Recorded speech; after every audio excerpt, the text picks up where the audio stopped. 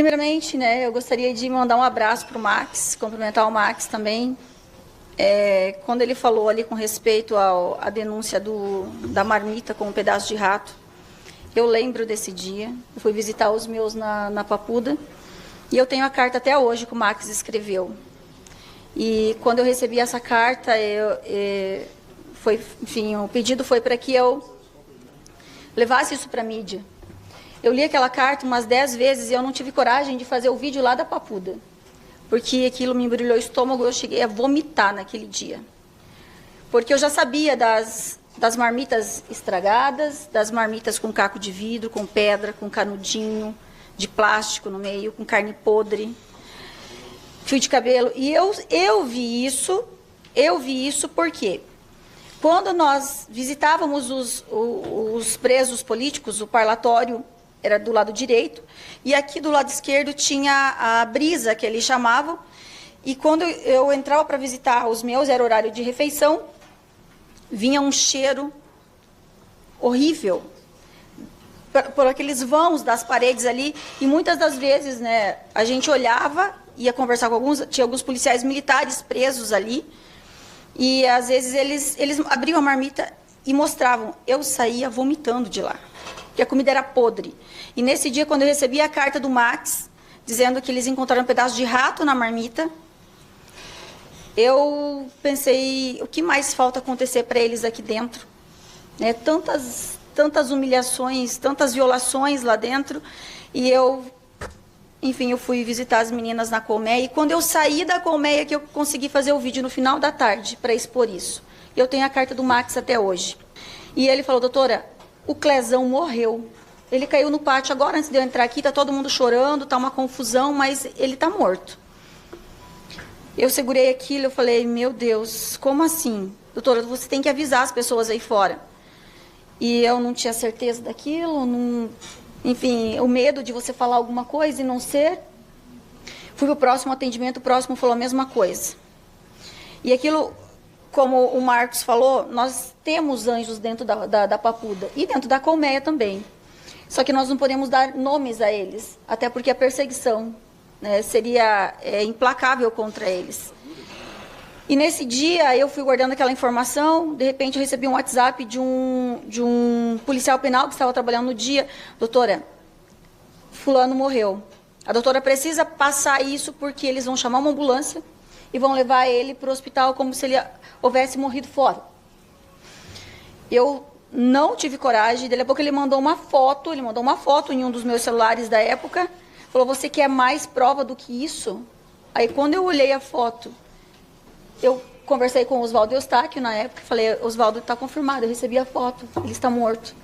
Como é que você vai avisar a família? Eu chamei a Sheila, a noiva do seu Gessé, falei, Sheila, você precisa ir lá na casa da família do Clezão, da Jane, para avisar.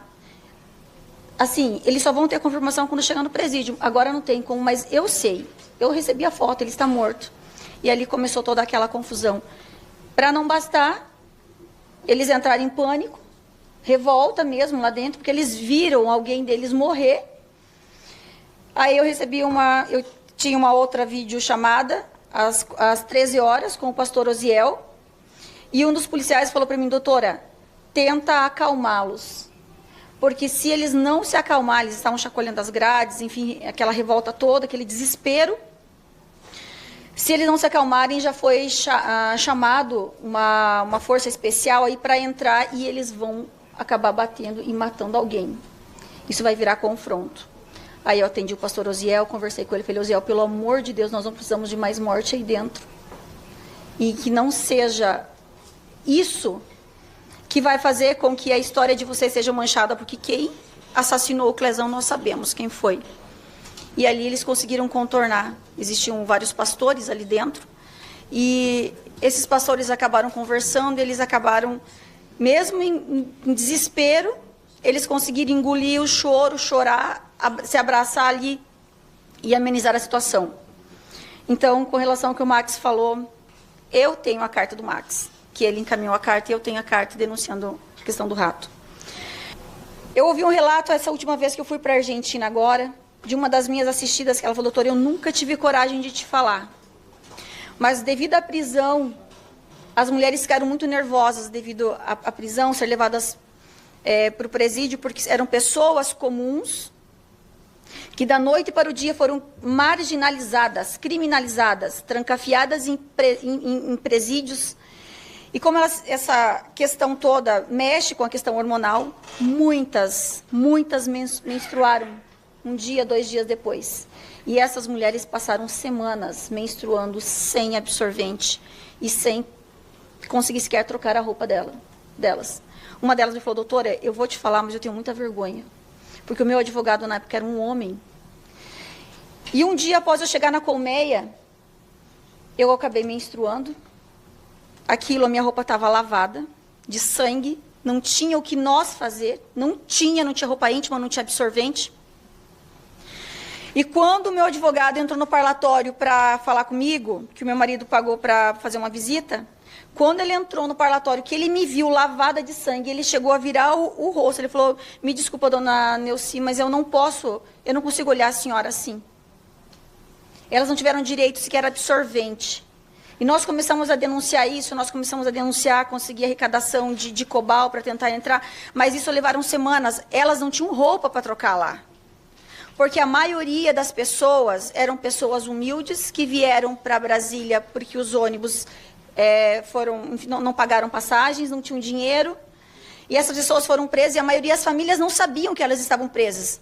Levaram semanas para as famílias terem conhecimento que elas estavam presas. E até lá nós conseguimos conseguir doações para encaminhar roupa, absorvente.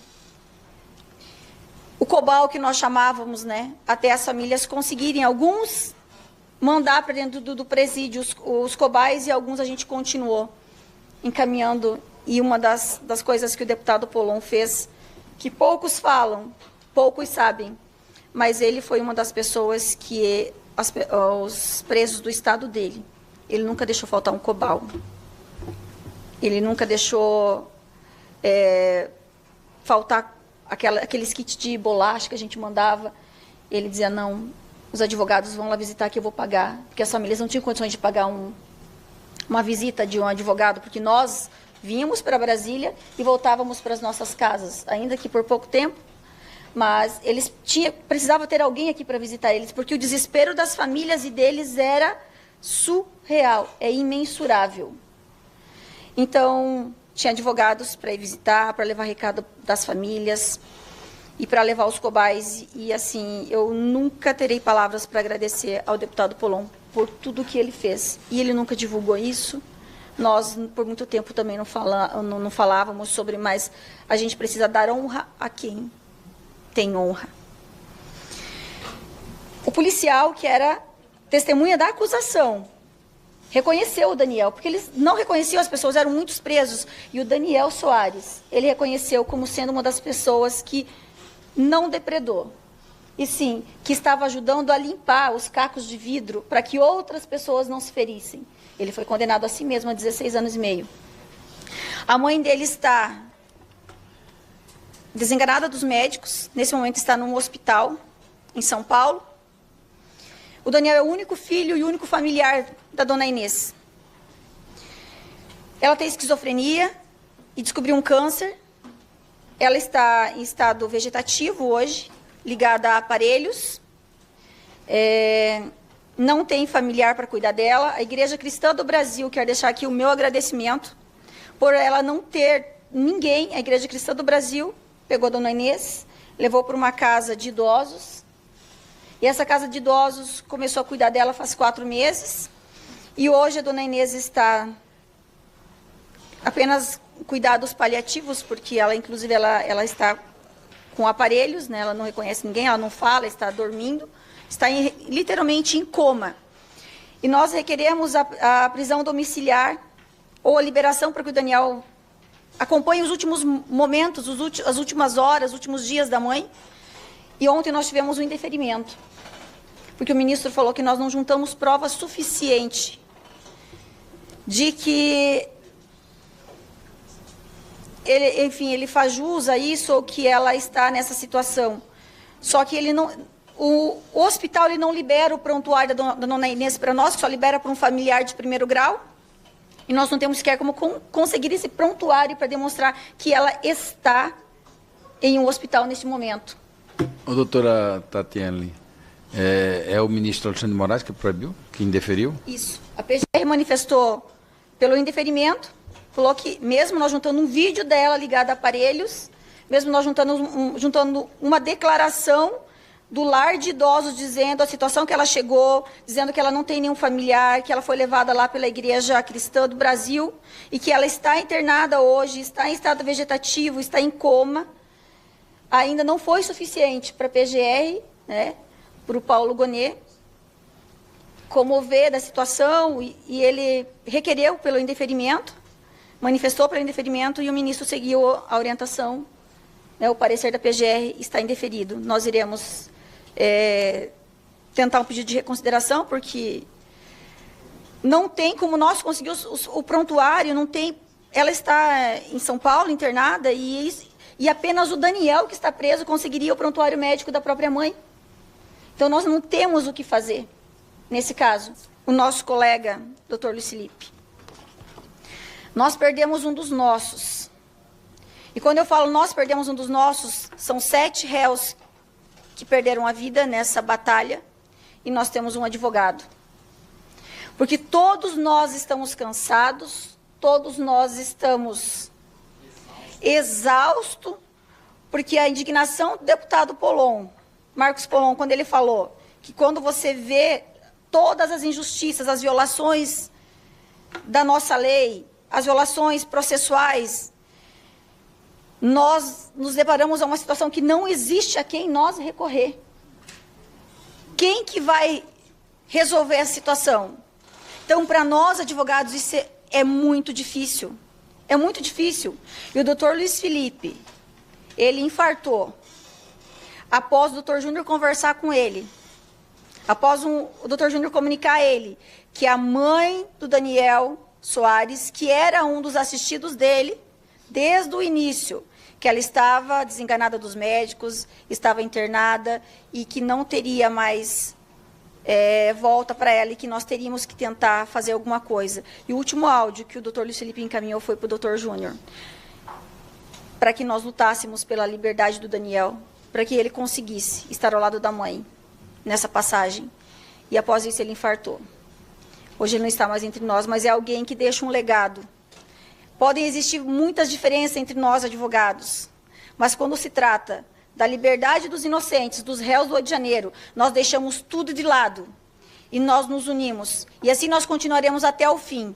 E todo o trabalho, toda a luta do doutor Luiz Felipe não será esquecida, porque ele é apenas mais uma vítima de toda essa injustiça que nós estamos vivendo há quase três anos.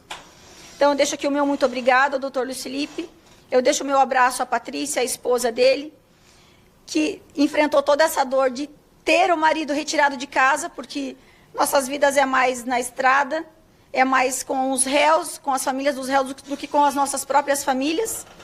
E hoje o doutor Júnior até pediu perdão para ela, falou: Patrícia, perdão, porque nós tomamos muito tempo de convivência sua com seu esposo. Mas ela falou que ele estava tão empenhado nessa luta que ela entende o sacrifício que ele fez. Então, meu muito obrigado ao doutor Luiz Felipe. E nós não queremos esquecer o trabalho e a luta dele. Obrigado a todos.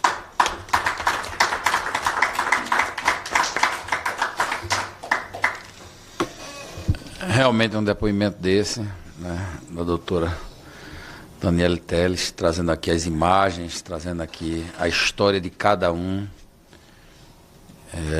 é de cortar o coração. E aí eu quero aqui registrar que foi muito ruim o Paulinho da Força, que é o relator dessa anistia, escolhido aqui por esta casa, pelo presidente da casa, ele não vir participar. Mas tenho certeza, todos vocês que estão nos assistindo, que eu vou levar, eu não vou desistir. Paulinho da Força, se continuar como relator, tá certo? Ele vai ter que ouvir. Ele vai ter que ouvir, é o mínimo que ele vai fazer, ele tem que ouvir, tá certo? A gente entende que estão querendo agora dosimetria. Não cabe Câmara fazer dosimetria, não cabe. Isso é a justiça que tem que fazer. Dosimetria de pena, quem faz é a justiça. E se por acaso for feita nesta casa, a gente tem certeza que quando chegar no STF, ele vai simplesmente anular. Ninguém tem dúvida disso. Já basta de empurrar com a barriga, que na verdade o que a gente vê é isso. É a Câmara e o Senado, quem tem poder verdadeiro, está empurrando com a barriga. E a anistia, ela tem que ser total e irrestrita. Ela não pode ser meia anistia. E cabe a esta casa, sim, fazer uma anistia. Então, são os mecanismos que se tem, né, na justiça brasileira. É o perdão, é a anistia, é a graça, né, o indulto. Então, isso tem que ser respeitado, está na Constituição. Então, a gente vai lutar, tá certo? A gente fica muito triste com tudo que a gente vê, mas isso nos dá mais força ainda para continuarmos a lutar. Eu vou passar para o Dácio, mas antes eu queria só aqui pedir ao Marcos Vanucci que fizesse aqui suas considerações finais. Queria dar a palavra ao doutor Marcos, que está aqui nos acompanhando. Desculpe, ao doutor Júnior, que está aqui nos acompanhando e fala exatamente pelos outros advogados que tanto estão lutando. E realmente, mais uma vez, colocar, né, os nossos sentimentos à família do doutor Luiz Felipe. Inclusive o seu irmão, Luiz Gustavo, que eu não sabia que era irmão, e que é um amigo de longas datas, Luiz Gustavo, advogado do PTB, e que estava lá no seu enterro, e que realmente está vindo para nos ajudar.